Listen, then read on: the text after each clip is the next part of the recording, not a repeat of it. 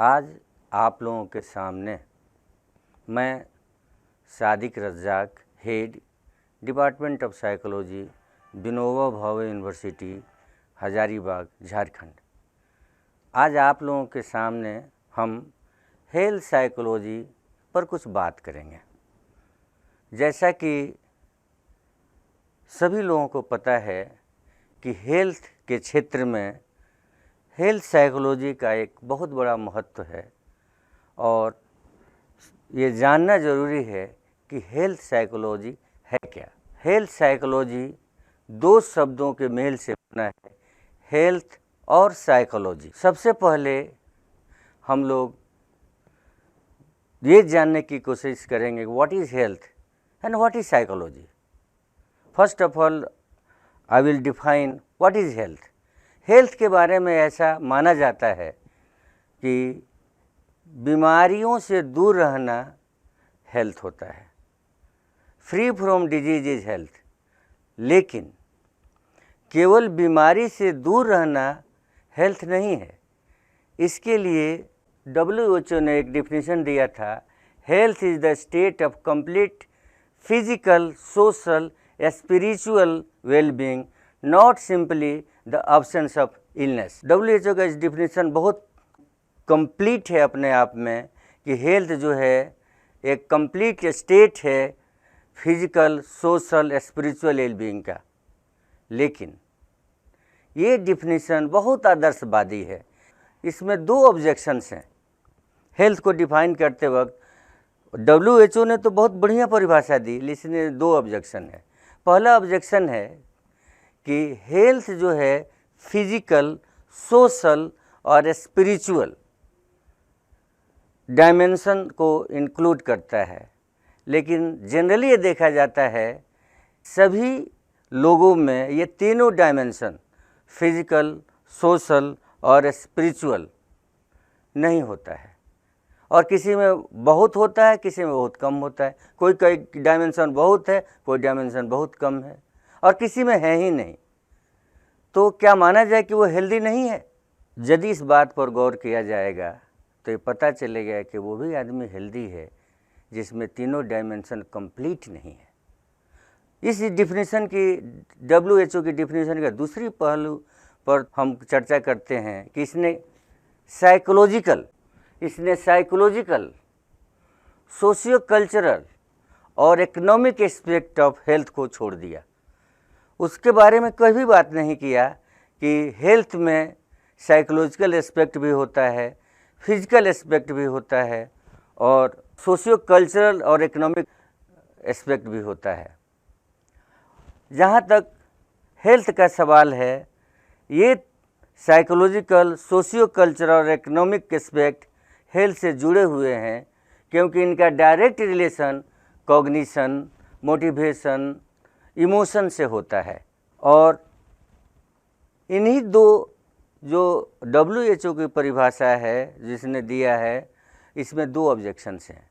उसके बाद इन कमियों को दूर करते हुए बहुत मनोवैज्ञानिकों ने बहुत तरह से हेल्थ को परिभाषित किया है, जिसमें एक परिभाषा आती है मार्क्स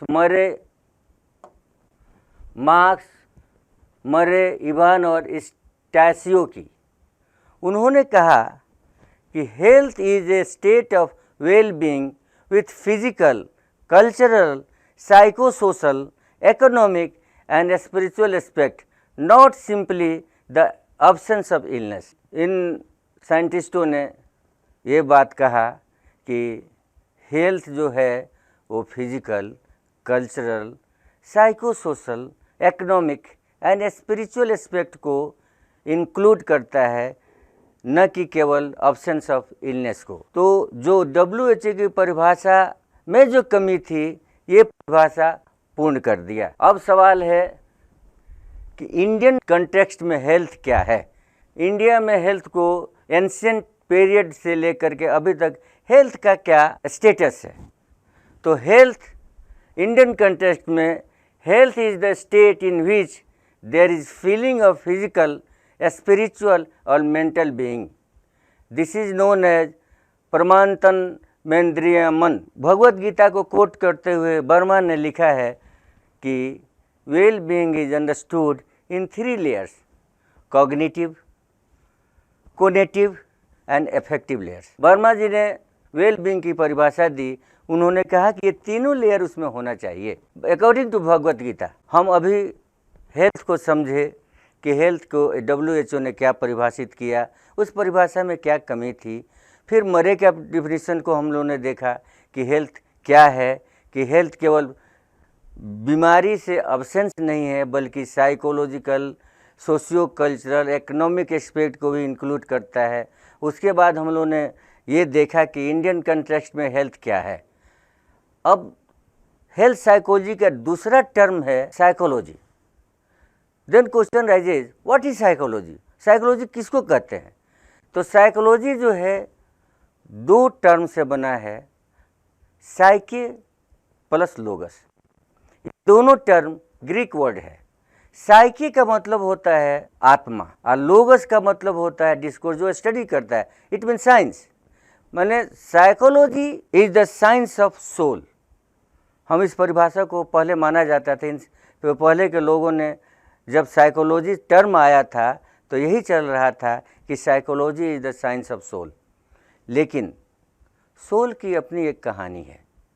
कहानी ये है कि जब आदमी होमो सेपियंस से में जस्ट कन्वर्ट हुआ था, इट मीन्स होमो इरेक्टस से जब होमो सेपियंस में आया था, तो आदमी के पास 2 तरह का क्वालिटी था। एक क्वालिटी था जानवर का। जानवर का क्वालिटी था कि वो पका हुआ खाना नहीं खाता था, उसके पास पहनने के कपड़े नहीं थे, उसके पास रहने के घर नहीं था। वो लोग के पास कुछ नहीं था। आज के मॉडर्न युग में जो है वो उनके पास कुछ नहीं था। जानवर की स्थिति थी वो होमो सेपियंस की स्थिति थी। लेकिन आदमी की क्वालिटी भी उस समय आ गई थी। उन लोगों में ग्रेगारीनेस आ गया था, डोमिनेंस आ गया था और झुंड में रहने की कैपेसिटी डेवलप किया। जब शाम होता था तो वो लोग झुंड के साथ रहने लगते थे और एक गुफा में चले जाते थे और गुफा के मुंह को बंद कर लेते थे। जब सो गए, सब लोग सो गया, तो कोई न कोई सपना देखा और सपना में देखता है कि वो आदमी किसी दूसरे पहाड़ पर चढ़ गया है और फल तोड़ रहा है। उसको उस फल को तोड़ने के क्रम में कोई जंगली जानवर उसको खदेड़ रहा है, उसको और डर से भाग रहा है। भागते भागते जैसे ही वो आया और जानवर उसको पकड़ने के लिए कोशिश किया, उसको काटने की कोशिश की, उसकी नींद टूट गई और देखता है कि ये तो हम तो वहीं हैं जहाँ पहले सोए थे, लेकिन इसके पहले हम जस्ट कहाँ थे। इस बात को इस उधेड़-बुन में लगा रहा, मनुष्य उधेड़-बुन में लगा रहा कि जब हम सोते हैं तो दूसरे जगह कैसे चले जाते हैं। तो उस समय उस जितना हमारा माइंड डेवलप था, लोगों ने एक नया कंसेप्ट दिया कि वो जब हम सो जाते हैं तो हमारे अंदर की एक चीज़ है जो बाहर निकलती है और वो घूमती है, और वो घूम के जब हमारे अंदर आ जाती है तब हम जगते हैं। और वो चीज़ जो बाहर सोने के वक्त घूम रही थी, उसका उन्होंने नाम दिया साइके, दैट इज़ आत्मा। लोगों ने उसे ट्रांसलेट किया आत्मा, और साइके मीन सोल। और ताज्जुब की बात है कि वो प्रिमिटिव ये जो कंसेप्ट है सोल की, आज तक भी एग्जिस्ट करती है, इसमें कोई बदलाव नहीं आया। तो एक तरफ सोल था, दूसरे तरफ साइंस था। साइंस जो है के बारे में ऐसा कहा जाता है कि science is the systematic knowledge of anything is science. Science क्या है कि किसी भी चीज़ का सिस्टमेटिक नॉलेज है। अब आत्मा को हम न देख सकते हैं, न सुन सकते हैं, न चख सकते हैं, न टच कर सकते हैं, तो इसकी सिस्टमेटिक अध्ययन हम कैसे करेंगे? तो इस डिफिनीशन को इसको छोड़ दिया गया, क्योंकि साइंस वही होगा जिसको हम एनालाइज कर सकते हैं, सिस्टमेटिक नॉलेज ले सकें, लेकिन आत्मा का हम सिस्टमेटिक नॉलेज नहीं ले सकते हैं। इसलिए दूसरी डिफिनीशन आई साइकोलॉजी की कि psychology is the science of mind. Science of mind का मतलब हुआ कि यह मन का विज्ञान है। मन भी कोई बहुत एब्स्ट्रैक्ट चीज़ है, कंक्रीट नहीं है। कभी कभी हम देखते हैं कि कोई मनुष्य बहुत खुश होता है तो रोने लगता है, कोई मनुष्य बहुत दुखी होता है तब रोने लगता है।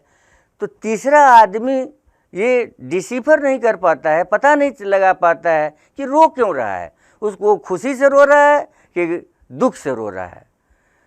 और मन पर सैकड़ों वेरिएबल्स इस एक समय काम करते हैं, इसलिए मन का नेचर भी वोलेटाइल है। इसको भी अच्छे से हम अध्ययन नहीं कर सकते हैं, इसलिए इस डिफिनीशन को भी छोड़ दिया गया। तो फाइनल जो डिफिनीशन है साइकोलॉजी की कि psychology is the science of behaviour, और यही डिफिनीशन आज तक मान्य है। बहुत लोगों ने इस परिभाषा को एक्सेप्ट किया है कि psychology is the science of behaviour. और ये अब है कि हम लोगों ने दो चीज़ देखी, हेल्थ को परिभाषित किया और साइकोलॉजी को परिभाषित किया। तब हम परिभाषित करते हैं what is health psychology. Health psychology deals with health related behaviour. In other words, it studies relation between health and psychological variables. इसीलिए मार्क्स, मर्रे, इवान और स्टासियो 2011 ने डिफाइन किया है, health psychology is an interdisciplinary field concern with application of psychological knowledge and techniques to health, illness and health care। इसमें मनोवैज्ञानिकों ने कहा है कि हेल्थ साइकोलॉजी एक इंटरडिसिप्लिनरी फील्ड है जो साइकोलॉजी के ज्ञान और टेक्निक को हेल्थ, इलनेस और हेल्थ केयर में इस्तेमाल करता है। दूसरी डिफिनेशन दिया जॉनसन, वेनमैन एंड ओजानस्की ने 2020 में। इस परिभाषा के अनुसार health psychology is defined as the study of psychological and behavioural processors in health, illness and health care. It investigates the behaviour of people who are healthy और इल। इस परिभाषा में जॉनसन इत्यादि ने कहा है कि हेल्थ साइकोलॉजी साइकोलॉजिकल नॉलेज और बिहेवियरल नॉलेज को हेल्थ, इलनेस और हेल्थ केयर में लगाता है, और ये जानने की कोशिश करता है कि कौन सा बिहेवियर है जो किसी व्यक्ति को हेल्दी और बीमारी ग्रस्त बनाता है। तो आज हम लोगों ने ये जानने की कोशिश की कि हेल्थ क्या है, साइकोलॉजी क्या है और हेल्थ साइकोलॉजी क्या है। दूसरे दिन हम लोग हेल्थ साइकोलॉजी की नीड पर हम लोग बात करेंगे।